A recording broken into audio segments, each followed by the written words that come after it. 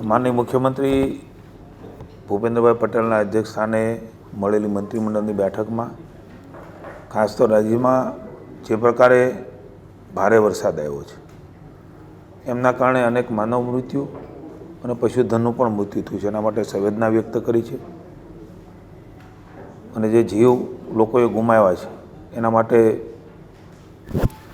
શ્રદ્ધાંજલિ પણ અર્પણ કરી અને સ્વગ્રસ્ત પરિવારો માટે સંવેદના અને સાંત્વના વ્યક્ત કરી છે. કોમનવેલ્થ ગેમ આપણે સૌ જાણીએ છીએ કે સ્કોટલેન્ડના ગ્લાસગો ખાતે યોજાઈ રહી છે. ભારત માટે પણ ગૌરવની વાત છે. માનનીય વડાપ્રધાન શ્રી નરેન્દ્રભાઈના નેતૃત્વમાં ગુજરાત રાજ્યમાં પણ કોમનવેલ્થ ગેમ એ 30માં રમાવા જઈ રહી છે. એવા વખતે આ ગેમનું અનેરું મહત્ત્વ ભારત માટે સ્વાભાવિક હોય. વિશ્વ પટલ પર જે ખેલાડીઓએ નામ રોશન કર્યા છે એવા ભારતના 2 ખેલાડીઓને ગોલ્ડ મેડલ, 5 ખેલાડીઓને સિલ્વર મેડલ અને 3 બ્રોન્ઝ મેડલ મળીને કુલ 10 મેડલ એ ભારતને ગૌરવ અપાયું છે. જે ખેલાડીઓને પણ વિશેષ અભિનંદન આજની કેબિનેટની બેઠકમાં આપવામાં આવ્યા છે અને ભવિષ્યની મેચો માટે પણ માનનીય મુખ્યમંત્રી ભૂપેન્દ્રભાઈએ ખેલાડીઓને શુભકામનાઓ પાઠવી છે. મેં કીધું એમ અલગ અલગ પ્રકારે વરસાદ રાજ્યમાં આવ્યો છે. નુકસાની પણ કેટલીક જગ્યાએ જોવા મળી છે. ભૂપેન્દ્રભાઈના માર્ગદર્શનમાં હંમેશા તમામ વર્ગ માટે સંવેદના સરકારની રહી છે. નાના મોટા વેપાર અને સ્વરોજગાર માટે નાગરિકોની સાથે સુખ અને દુઃખના ભાગીદાર એ રાજ્યની ભાજપની સરકાર રહી છે. ત્યારે અમદાવાદમાં પણ જે ભારે વરસાદ પડ્યો છે એમાં વેપારીઓ, લારી ગલ્લા ધારકો, દુકાનદારોને પણ આર્થિક નુકસાન વેઠવાનો વારો આવ્યો છે. ત્યારે એમણે ચિંતા કરીને આજની બેઠકમાં જે સુરતનો ઠરાવ છે એ જ પ્રમાણે જે નુકસાન અમદાવાદમાં થયું છે એ વેપારીઓને પણ એ જ પ્રકારની સહાય કરવાનો નિર્ણય આજે મંત્રીમંડળની બેઠકમાં થયો છે. સ્થાનિક વહીવટીતંત્ર દ્વારા સ્થળના પ્રત્યક્ષ સર્વે, ફોટોગ્રાફી, વિડીયોગ્રાફીના આધારે પારદર્શી સર્વે એના માટે હાથ ધરવામાં આવશે. પુનઃ વેપારીઓ આત્મવિશ્વાસ પ્રાપ્ત થાય, કારણ કે અમદાવાદ એ ગુજરાતનું આર્થિક હૃદય છે. સૌ સાથે મળીને પુનઃ એનો આત્મવિશ્વાસ પ્રાપ્ત થાય ને પુનઃ એનો ધંધો ધબધબતો થાય એમના માટેની આપણા સૌની સહિયારી જવાબદારી છે એવું માની મુખ્યમંત્રી શ્રી માનીને આ પ્રકારની ધારાધોરણ પ્રમાણે સહાય આપવાનો નિર્ણય એ કેબિનેટમાં થયો છે. આપણે સૌ જાણીએ છીએ કે ઉર્જા વિભાગ એ અતિ મહત્ત્વનું વિભાગ છે. માનની ઋષિભાઈ અને રાજ્યમંત્રી ભાઈ શ્રી કૌશિકભાઈ એ મંત્રી તરીકે ફરજ બજાવી રહ્યા છે. વરસાદ આવે, વાવાઝોડું આવે, નાની મોટી તકલીફો થાય ત્યારે સ્વાભાવિક છે કે વીજ પુરવઠો એ પૂર્વવત કરવો એ મુશ્કેલ હોય છે. પણ માનની મોદી સાહેબે જે પ્રકારે રાજ્યમાં ઉર્જામાં એક નવી દિશા રાજ્યને આપીને ગયા છે એમાં હમણાં તાજેતરમાં જે વરસાદ આવ્યો એમાં 1997 ગામોમાં વીજ પુરવઠો ગણતરીની કલાકોમાં પ્રસ્થાપિત થયો હતો. માનની મંત્રીશ્રીએ આખો અહેવાલ આજની કેબિનેટમાં આપ્યો છે. અસરગ્રસ્ત ફીડરો એ 2575 હતા. ક્ષતિગ્રસ્ત વીજ પોલ એ 1674 હતા. ક્ષતિગ્રસ્ત ટ્રાન્સફોર્મર 5000 જેટલા હતા. ભૂતકાળમાં આપણે જોયું છે કે લાઇટ વહી જાય તો મહિનાઓ સુધી લાઇટ ન આવતી.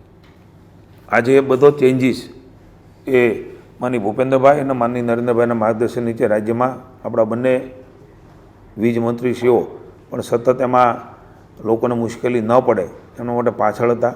3400થી વધુ વીજ કર્મચારીઓ, 900થી વધુ ટીમો એ ગ્રાઉન્ડ ઉપર રહી છે. આ બધી વિષમ પરિસ્થિતિમાં કાદવ કીચડ પણ એની વચ્ચે પણ યુદ્ધના ધોરણે જનજીવન એ થાળે પાડવા માટે વીજળીમાં પણ સરાહનીય કામગીરી થઈ છે. એના માટે પણ વિશેષ ઋષિભાઈને હું રાજ્ય સરકાર વતી અભિનંદન આપું છું. મુખ્યમંત્રી શ્રી ભૂપેન્દ્રભાઈનું નામ આવે એટલે સંવેદના સૌથી પહેલાં એના નામ સાથે જોડાયેલી છે. જ્યારે ઋષિભાઈ રિપોર્ટિંગ કરતા હતા, અહેવાલ આપી રહ્યા હતા, માનનીય મુખ્યમંત્રીશ્રીએ તરત એ વાત પકડી. આટલી બધી સંખ્યાની અંદર કર્મચારી કામ કરતા હોય ત્યારે એમને પણ જોખમ હોય છે, અને કોઈનું જીવનું જોખમ, એ સામાન્ય વ્યક્તિ પૂરમાં મૃત્યુ થયું હોય કે કર્મચારી હોય, એ અતિ ગંભીર અને મહત્ત્વનું હોય છે. એમણે તરત જ ચીફ સેક્રેટરીને સૂચના આપી છે. આ વીજ કર્મચારીઓ જે છે એની સેફટી ઉપર કોઈ કોમ્પ્રોમાઇઝ ન કરવું. તમામ પ્રકારના સેફટીના સાધનો એમને આપીને કામ કરાવવું, એની સલામતીનું પૂરેપૂરું ધ્યાન રાખવું, અને જે કંઈ ખૂબતું હોય એ રાજ્ય સરકાર એમને મદદ કરાવવા તમામ અનેક કર્મચારીગણ, માત્ર વીજને લઈને નહીં, ફિલ્ડ વર્કમાં જે કર્મચારીઓ કામ કરી રહ્યા છે એમના માટે પણ રાજ્ય સરકાર ઘણી વખત ઉતાવળમાં સેફટીની બધી જ વસ્તુઓ હોવા છતાં ઝડપથી કરવા માટે એક મન ટેવાયેલું હોય છે. માનનીય મુખ્યમંત્રીશ્રીએ એમાં સૂચન કર્યા છે કે એને બરાબર રીતે સમજીને કહીને બધી જ વસ્તુઓ પ્રોવાઈડ હોય છે તો પહેરતા નથી હોતા, તો એ બધી જ વસ્તુઓ ચકાસણી કરીને આ પ્રકારના કામ એ કરવા જોઈએ, એ પણ વિભાગને સૂચનાઓ આપવા માટેનું માનનીય મુખ્યમંત્રીશ્રીએ વાત કરી છે. વડાપ્રધાન શ્રી નરેન્દ્રભાઈ મોદી સાહેબ એ રાજ્યના મુખ્યમંત્રી હતા, અને આજે દેશના લાડેલા વડાપ્રધાન તરીકે પણ સ્વચ્છતા હી સેવા, સ્વચ્છતા માટેના હંમેશા આગ્રહી રહ્યા છે. ગાંધીજીના વિચારોને લઈને સામાન્ય જનતા, ગરીબ જનતા એમને તકલીફ ન પડે, એમના કારણે અનેક રોગનો ભોગ ન બને, એના માટે જનજાગૃતિનું કામ અવિરતપણે મોદી સાહેબ કરતા રહ્યા છે. માનનીય મુખ્યમંત્રી ભૂપેન્દ્રભાઈ પણ અવારનવાર સાર્વજનિક રીતે સ્વચ્છતા આપણો જીવનનો ભાગ બને. આ કામ કોઈ એકથી, કોઈ સરકારથી, કોઈ મારાથી, તમારાથી માત્ર થઈ જશે એવું સરકાર માનતી નથી.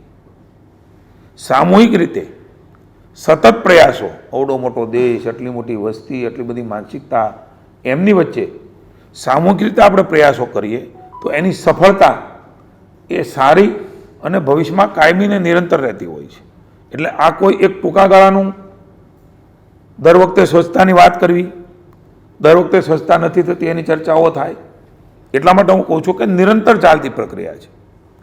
દરેક વખતે માનસપટ પર આ જાગૃતિનું કામ સ્વયં તમે હું બધા ન કરતા રહીએ ત્યાં સુધી બધા જ જોડાએ અભિગમ સાથે માનનીય મુખ્યમંત્રીશ્રીએ સ્વચ્છ ભારતના સપનાને, માનનીય મોદી સાહેબના સપનાને સાકાર કરવા માટે થઈને દર મહિનાના પહેલા રવિવારે સ્વચ્છતા માટે ઓછામાં ઓછી 1 કલાક શ્રમદાન કરવા માટે થઈને આહવાન એ કર્યું છે.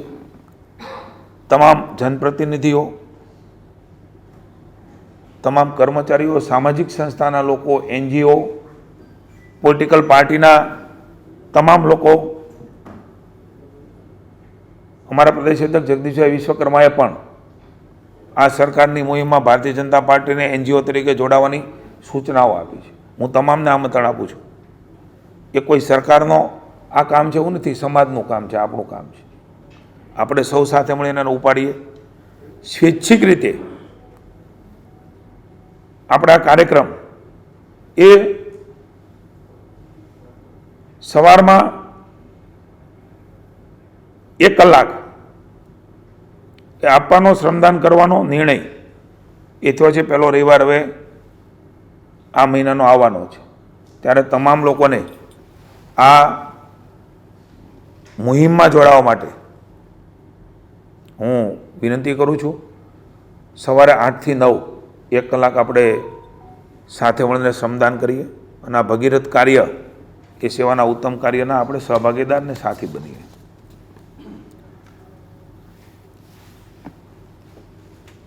અતિ મહત્વનો અને લાંબા ગાળાનો નિર્ણય માનનીય મુખ્યમંત્રીશ્રી આજે ભૂપેન્દ્રભાઈએ કેબિનેટમાં લીધો છે. મહાનગરપાલિકાઓ નગરપાલિકાઓના આંતરિક રસ્તાઓ છે એ સિમેન્ટ કોન્ક્રીટ બનાવવાનો નિર્ણય, હવે પછી જે કાંઈ રસ્તાઓ થશે એ સિમેન્ટ કોન્ક્રીટના રસ્તાઓ બનાવવાનો નિર્ણય એ માનનીય ભૂપેન્દ્રભાઈએ કેબિનેટમાં આજે અધિકારીઓને સૂચના આપી છે, એ પ્રકારનો નિર્ણય પણ લીધો છે. આપ સૌ પણ જાણો છો કે ભારે વરસાદ, ઓવરટોપિંગ, ડામરના રસ્તાઓ આ વારંવાર તૂટતા હોય છે, જેના કારણે નાગરિકોને ભારે હાલાકી ભોગવવી પડતી હોય છે. એનું કાયમી નિરાકરણ માટે રાજ્ય સરકારે નિર્ણય લીધો છે.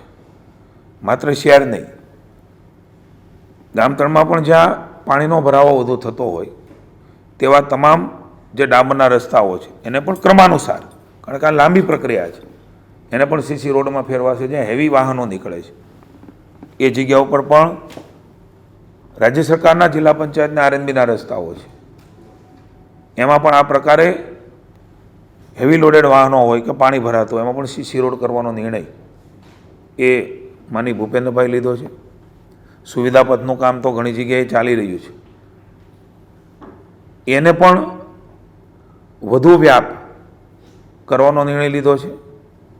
અતિ ભારે મેં કહ્યું એમ જે ઔદ્યોગિક વિસ્તાર છે એના સીસી રોડ બનાવવાનું કામ ચાલુ હતું કે જ્યાં હેવી લોડેડ વાહન નીકળે છે, એનો વ્યાપક અને એનો વ્યાપ વધારવાનો નિર્ણય પણ આજે કેબિનેટમાં લીધો છે. સામાન્ય રીતે ડામરની સરખામણીમાં આપણે જાણીએ છીએ કે સીસી રોડ એનો ખર્ચ એ કદાચ વધતો હશે, પરંતુ ખર્ચની ચિંતા માનનીય મુખ્યમંત્રીશ્રીએ કરી નથી. પ્રજાને લાંબા ગાળાનો ગુણવત્તાયુક્ત અને ટકાઉ લાભ આપવા માટે રાજ્ય સરકારે ખૂબ મહત્ત્વનો નિર્ણય આજે ભૂપેન્દ્રભાઈના નેતૃત્વમાં લીધો છે.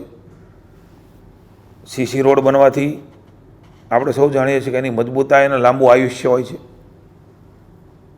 ભારે ટ્રાફિક માટે પણ સાનુકૂળ છે, મરામત ખર્ચ પણ ઓછો આવે છે, ખાડામુક્ત સપાટી એનાથી બને છે અને જળભરાવની સામે સ્થિરતા એ પણ એમાં રહેતી હોય છે. એક મહત્ત્વનો નિર્ણય એ રાજ્યમાં ભૂપેન્દ્રભાઈના નેતૃત્વમાં આજે મંત્રીમંડળે લીધો છે.